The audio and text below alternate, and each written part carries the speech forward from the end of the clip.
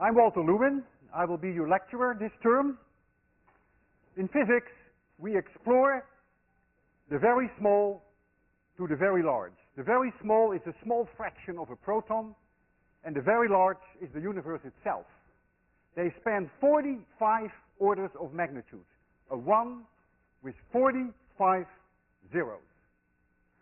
To express measurements quantitatively, we have to introduce units. And we introduce, for the unit of length, the meter, for the unit of time, the second, and for the unit of mass, the kilogram.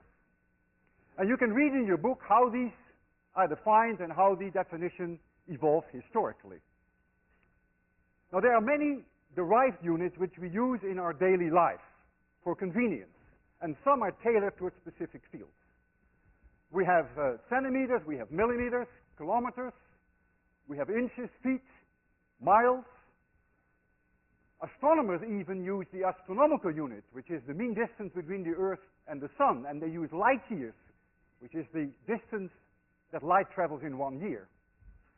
We have milliseconds, we have microseconds, we have days, weeks, hours, centuries, months, all derived units. For the mass, we have milligrams, we have pounds, we have metric tons. So lots of derived units exist. Not all of them are very easy to work with. I find it extremely difficult to work with inches and feet. It's an extremely uncivilized system. I don't mean to insult you, but think about it. 12 inches in a foot, 3 feet in a yard, that drives you nuts.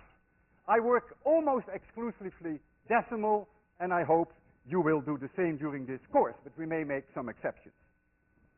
I will now first show you a movie which is called The Powers of 10. It covers 40 orders of magnitude. It was originally conceived by a Dutchman named Kees Boeke in the early 50s.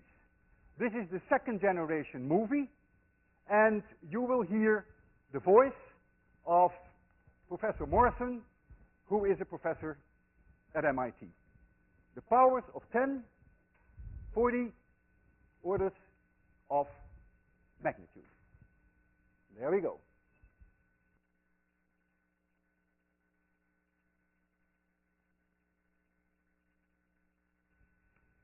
I already introduced, as you see there, length, time, and mass, and we call these the three fundamental quantities in physics.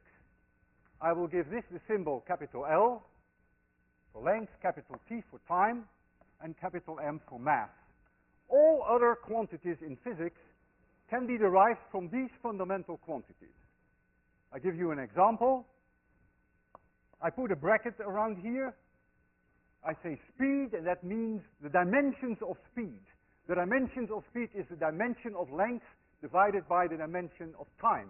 So I can write for that bracket L divided by bracket time. Whether it's meters per second or inches per year, that's not what matters. It has the dimension length per time. Volume would have the dimension of length to the power of 3. Density would have the dimension of mass per unit volume, so that means length to the power of 3. All important in our course is acceleration. We will deal a lot with acceleration. Acceleration, as you will see, is length per time squared. The unit is meters per second squared. So you get length divided by time squared. So all other quantities can be derived from these three fundamentals. So now that we have agreed on the units, we have the meter, the second, and the kilogram, we can start making measurements.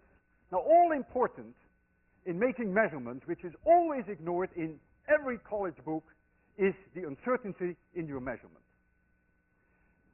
Any measurement that you make without any knowledge of the uncertainty is meaningless. I will repeat this. I want you to hear it tonight at 3 o'clock when you wake up. Any measurement that you make without a knowledge of its uncertainty is completely meaningless. My grandmother used to tell me that, at least she believed it, that someone who is lying in bed is longer than someone who stands up. And in honor of my grandmother, I'm going to bring this today to a test. I have here a setup where I can measure a person standing up and a person lying down. Not the greatest bed, but lying down. I have to convince you about the uncertainty in my measurements, because a measurement without knowledge of the uncertainty is meaningless. And therefore what I will do is the following. I have here an aluminum bar, and I make the reasonable, plausible assumption that when this aluminum bar is sleeping, when it is horizontal, that it is not longer than when it is standing up. If you accept that, we can compare the length of this aluminum bar with this setup and with this setup. At least we have some kind of calibration to start with. I will measure it. You have to trust me. During these 3 months, we have to trust each other. So, I measure here 149.9 centimeters. However, I would think that so this is the aluminum bar. This is in vertical position, 149.9. But I would think that the uncertainty of my measurement is probably 1 millimeter. I can't really guarantee you that I did it accurately any better. So that's the vertical one. Now we're going to measure the bar horizontally, for which we have a setup here. Ooh, the scale is on your side. So now I measure the length of this bar. 150.0 horizontally. 150.0, again, plus or minus 0.1 centimeter. So you would agree with me that I am capable of measuring plus or minus 1 millimeter. That's the uncertainty of my measurement. Now, if the difference in length between lying down and standing up, if that were 1 foot, we would all know it, wouldn't we? You get out of bed in the morning, you lie down, you get up, and you go clunk, and you're 1 foot shorter. And we know that that's not the case. If the difference were only 1 millimeter, we would never know. Therefore, I suspect that if my grandmother was right, that it's probably only a few centimeters, maybe an inch. And so I would argue that if I can measure a length of a student to 1 millimeter accuracy, that should settle the issue. So I need a volunteer. You want a volunteer? Looks like you're very tall. I hope that, yeah. I hope that we don't run out of, you're not taller than 178 or so? What is your name? Rick Ryder. You're not nervous, right? No. Man. Sit down. I can't have tall guys here. Come on. We need someone more modest in size. Don't take it personal, Rick. Okay. What is your name? Zach. Zach. Nice day today, Zach. Yeah? You feel all right? First lecture at MIT? Yes. I don't. Okay, man. Stand there, yeah. Okay, 183.2. Stay there, don't move. Zag. This is vertical. What did I say? 180? Only one person. 3? Come on. 0.2, okay. 183.2. Yeah. And an uncertainty of about this is centimeters. 0.1 centimeters. And now we're going to measure him horizontally. Zeg, I don't want you to break your bones, so we have a little step for you here. Put your feet there. Oh, let me remove the aluminum part. Don't watch out for this scale, that you don't break that, because then it's all over. Okay, I'll come on your side. I have to do that. Yeah. Relax. Think of this as a small sacrifice for the sake of science, right? Not, okay, you good? You're comfortable? You're really comfortable, right? Wonderful. Okay. You ready? Yes.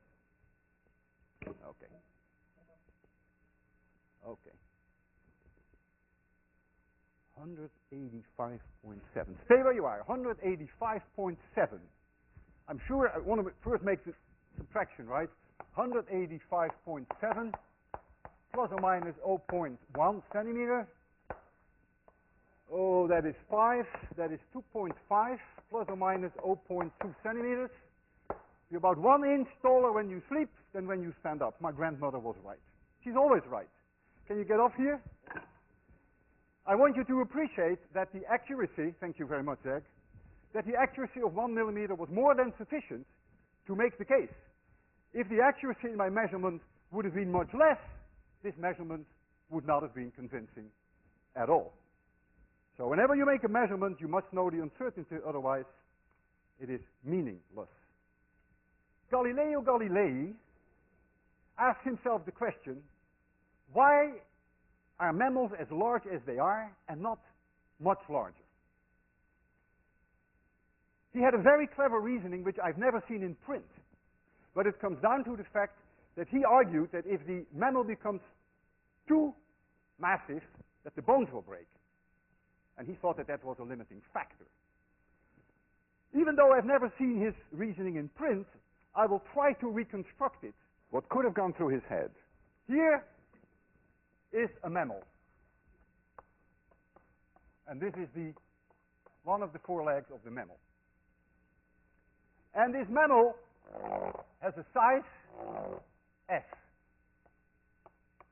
And what I mean by that is a mouse is J big and a cat is J big. That's what I mean by size. Very crudely defined. The mass of the mammal is N, and this mammal has a thigh bone, which we call the femur, which is here. And the femur, of course, carries the body to a large extent. And let's assume that the femur has a length L and has a thickness D. Here is a femur.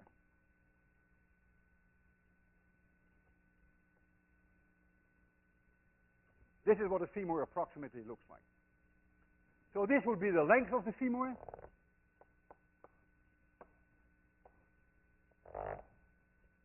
And this would be the thickness, D.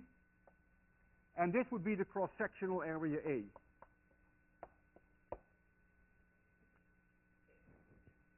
I'm now going to take you through what we call in physics a scaling argument. I would argue that the length of the femur must be proportional to the size of the animal. That's completely plausible. If an animal is 4 times larger than another, you would need 4 times longer legs. And that's all this is saying. Very reasonable. It is also very reasonable that the mass of an animal is proportional to the 3rd power of the size, because that's related to its volume. And so if it's related to the 3rd power of the size, it must also be proportional to the 3rd power of the length of the femur, because of this relationship. Okay, that's one. Now comes the argument. Pressure on the femur is proportional to the weight of the animal divided by the cross-section A of the femur. That's what pressure is. And that is the mass of the animal that's proportional to the mass of the animal divided by D squared. Because we want the area here proportional to D squared. Now follow me closely. If the pressure is higher than a certain level, the bones will break. Therefore, for an animal not to break its bones, when the mass goes up by a certain factor, say a factor of 4, in order for the bones not to break, D squared must also go up by a factor of 4. That's a key argument in the scaling here. You really have to think that through carefully. Therefore, I would argue that the mass must be proportional to D squared. This is the breaking argument. Now compare these two. The mass is proportional to the length of the femur to the power 3 and to the thickness of the femur to the power 2. Therefore, the thickness of the femur to the power 2 must be proportional to the length L, and therefore the thickness of the femur must be proportional to L to the power 3/2. A very interesting result. What is this result telling you? It tells you that if I have two animals, and one is 10 times larger than the other, that S is 10 times larger.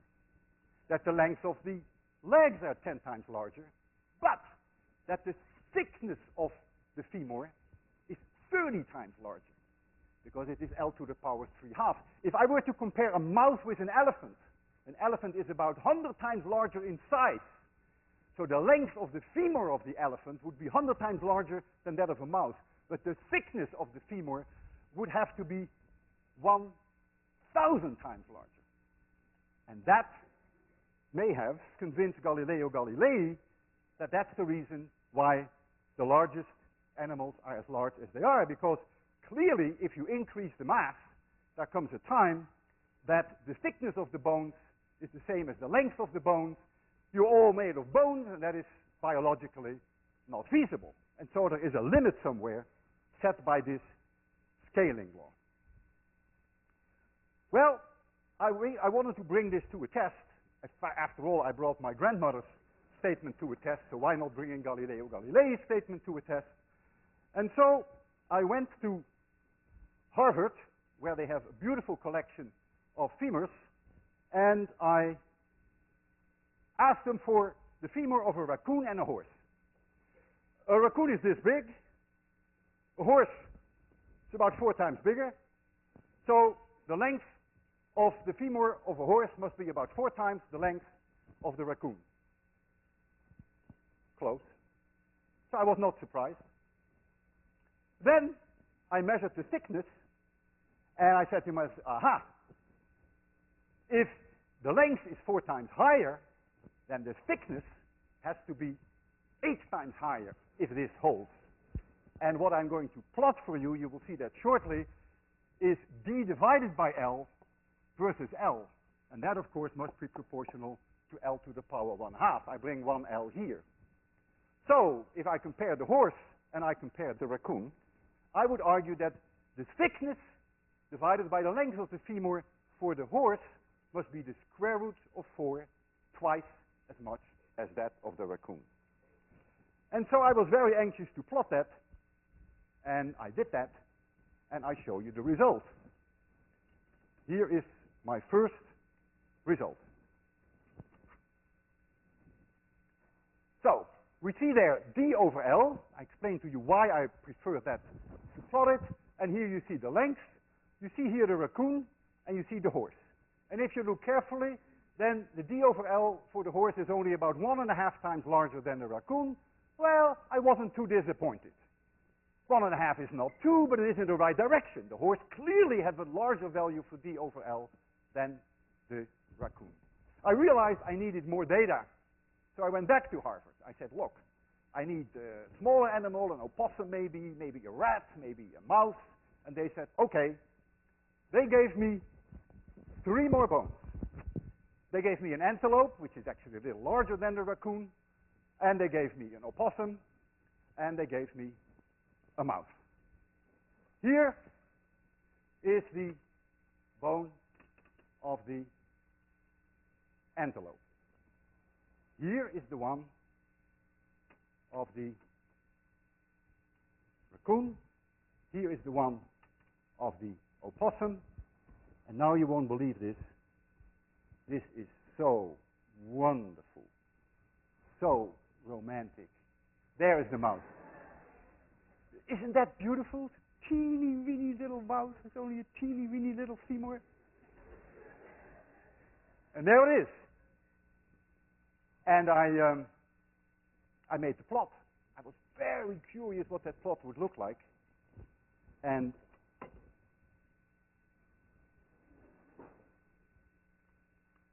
here it is.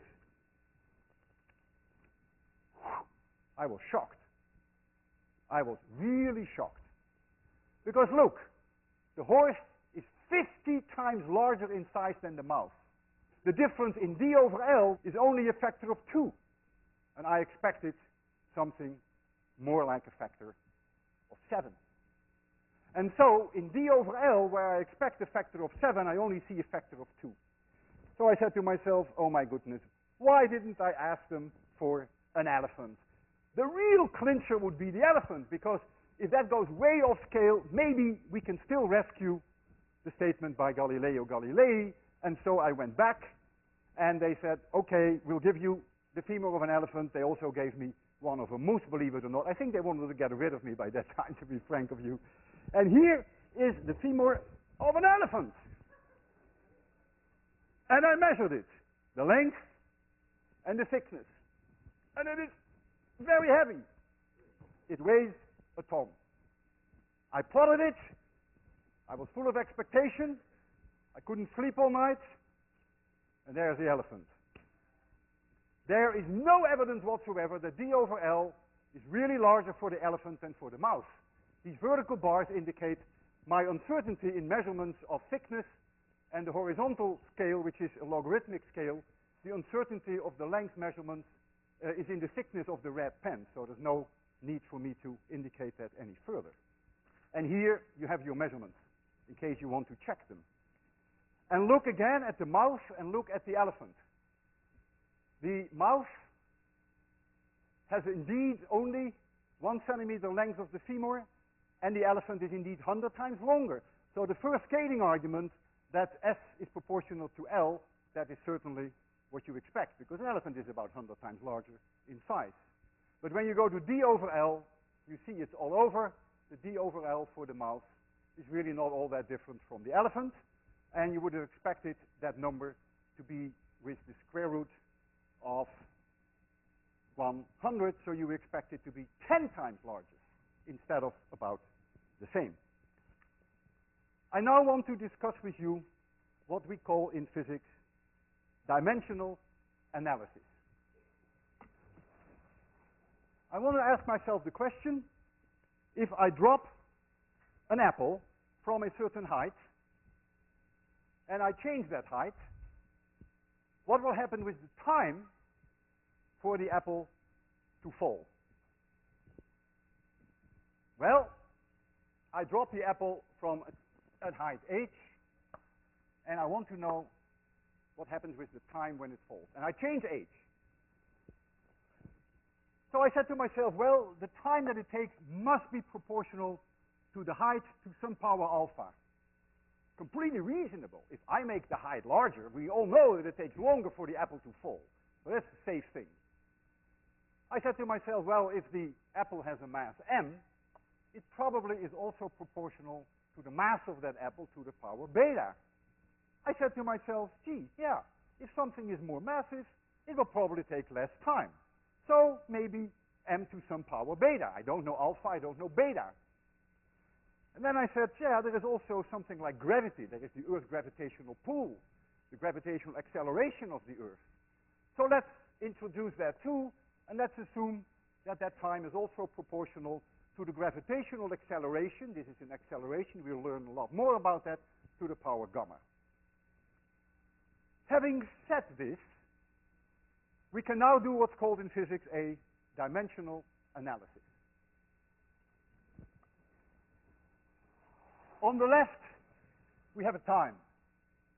And if we have on the left side a time, on the right side, we must also have time. You cannot have coconuts on one side and oranges on the other. You cannot have seconds on one side and meters per second on the other. So the dimensions left and right have to be the same. What is the dimension here? That is t to the power 1. It's that t. That must be the same as length to the power alpha times mass to the power beta times acceleration. Remember, it is still there on the blackboard, has dimension L divided by time squared, and the whole thing to the power gamma. So I have a gamma here and I have a gamma there. This side must have the same dimension as that side. That is non-negotiable in physics. Okay, there we go. There is no m here. There is only one m here, so beta must be 0. There is here L to the power alpha, L to the power gamma. There is no L here, so L must disappear, so alpha plus gamma must be 0. There is T to the power 1 here, and there is here T to the power minus 2 gamma. It's minus because it's downstairs. So 1 must be equal to minus 2 gamma. That means gamma must be minus 1/2. But if gamma is minus 1/2, then alpha equals plus 1/2. End of my dimensional analysis. I therefore conclude that the time that it takes for an object to fall equals some constant, which I do not know. But that constant has no dimension. I don't know what it is, times the square root of h divided by g. Beta is 0, there is no mass. H to the power 1/2, you see that here, and g to the power minus 1/2. This is proportional to the square root of h, because g is a given and c is a given, even though I don't know c. I make no pretense that I can predict how long it will take for the apple to fall. All I'm saying is I can compare two different heights. I can drop an apple from 8 meters and another one from 2 meters, and the one from 8 meters will take 2 times longer than the one from 2 meters. The square root of 8 to 2, 4 over 2 will take 2 times longer, right? If I drop one from 8 meters and I drop another one from 2 meters, then the difference in time will be the square root of the ratio that will be twice as long. And that I want to bring to a test today. We have a setup here. We have an apple there at a height of 3 meters. We know that actually the length to an accuracy, the height of about 3 millimeters, no better. And here we have a setup whereby the apple is about 1.5 meters above the ground, and we know that to about also an accuracy of no better than about 3 millimeters. So let's set it up. I have here something that's going to be a prediction of the time that it takes for one apple to fall divided by the time that it takes for the other apple to fall. H1 is 3 meters, but I claim there is an uncertainty of about 3 millimeters. Can't do any better.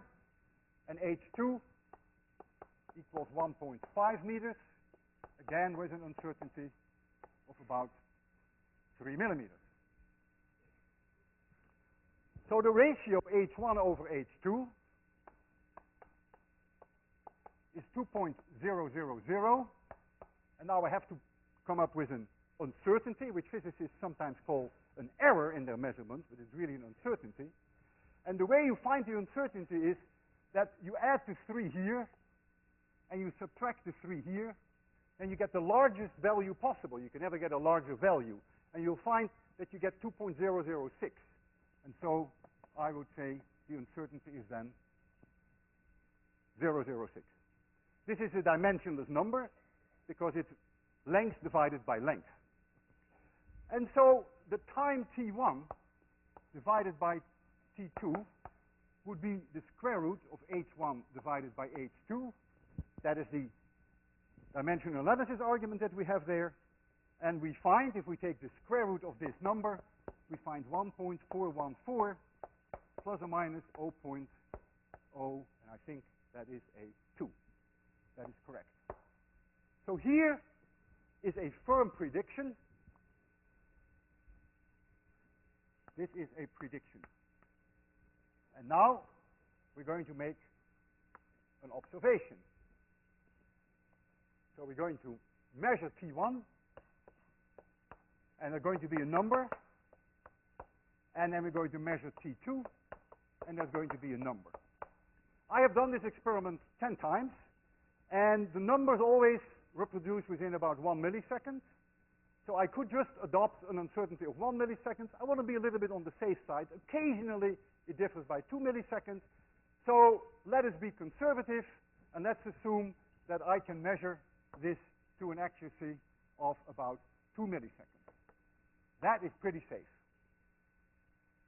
So now we can measure these times, and then we can take the ratio, and then we can see whether we actually confirm that the time that it takes is proportional to the height, to the square root of the height. So I will make it a little more comfortable for you in the lecture hall. That's all right. We have the setup here. We first do the experiment with the 3 meters. There you see the 3 meters. And the time, the moment that I pull this string, the apple will fall, a contact will open, the clock will start. The moment that it hits the floor, the time will stop. I have to stand on that side, otherwise the apple will fall on my hand. That's not the idea. Stand here. You ready? Okay, then I'm ready. Everything set? Make sure that I zeroed that button. Yes, I have. Okay, 3, 2, 1, 0. 781 milliseconds. So this number, you should write it down because you will need it for your second assignment. 781 milliseconds with an uncertainty of 2 milliseconds. We're ready for the second one. You ready? You ready? Okay, nothing wrong with being ready. 0, 0, right? Thank you. Okay, 3, 2, 1, 0. 551 milliseconds. Boy, I'm nervous because I hope that physics works.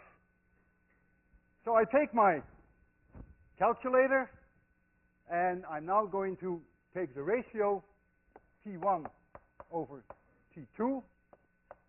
The uncertainty you can find by adding the 2 here and subtracting the 2 there, and that will then give you an uncertainty of, I think, 0.08.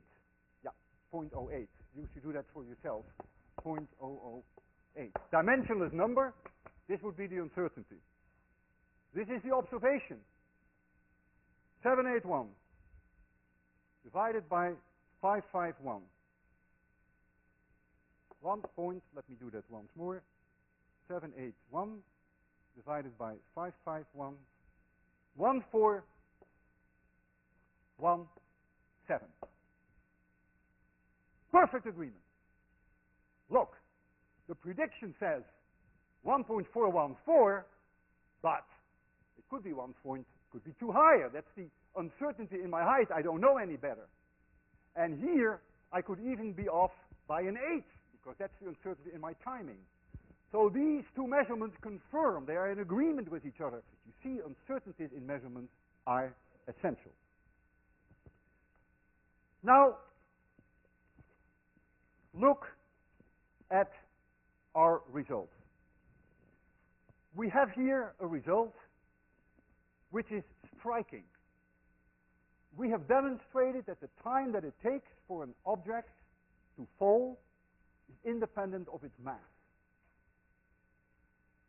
That is an amazing accomplishment. Our great-grandfathers must have worried about this and argued about this for more than 300 years. Were they so dumb to overlook this simple dimensional analysis? Inconceivable. Is this dimensional analysis perhaps not quite kosher? Maybe. Is this dimensional analysis perhaps one that could have been done differently? Yeah. Oh yeah. You could have done it very differently. You could have said the following.